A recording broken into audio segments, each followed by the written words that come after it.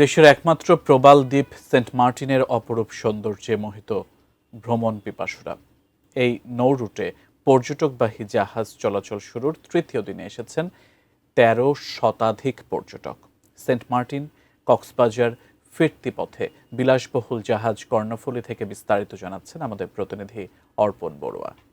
দেশের একমাত্র প্রবাল দ্বীপ সেন্ট মার্টিনে পর্যটকবাহী জাহাজ চলাচল শুরুর তৃতীয় দিনে ১৩ শতাধিক পর্যটক কক্সবাজার থেকে সেন্ট মার্টিন এসেছেন। এই মুহূর্তে দুপুর ১টার সময় কক্সবাজার থেকে সেন্ট মার্টিন এসেছেন পর্যটকবাহী জাহাজ, এবং সেই জাহাজটি আগের দিন আসা পর্যটকদেরকে নিয়ে আজকে কক্সবাজার শহরে ফিরে যাচ্ছেন। এইখানে পর্যটকরা আছেন যারা সেন্ট মার্টিনের সৌন্দর্য এবং রোমাঞ্চকর সৌন্দর্যের সাথে যারা আসলে মিলিত হয়েছেন।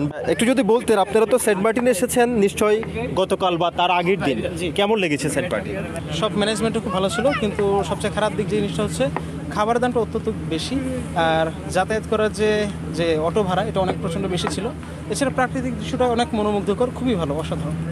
সরকার যে 12টি নির্দেশনা দিয়েছে, আপনারা সবাই জানেন যে প্রকৃতি পরিবেশ সুরক্ষায় এই নির্দেশনাগুলোর প্রতিপালন করা উচিত কিনা, কি মনে করেন? অবশ্যই তো উচিত। যেমন আমার একটা জিনিস যেটা ভালো লাগছে যে ওনারা যে আমাদেরকে ওয়াটার বোতলটা গিফট করেছে, প্লাস্টিকটা হচ্ছে গিয়ে রিমুভ করার জন্য যেটা ওনারা উদ্যোগ নিয়েছে, এটা খুব ভালো।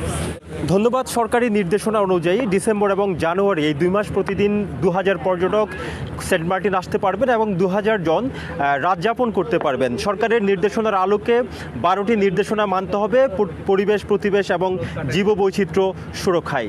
সেন্ট মার্টিন দ্বীপ থেকে এটুকুই ছিল এখানকার সবশেষ।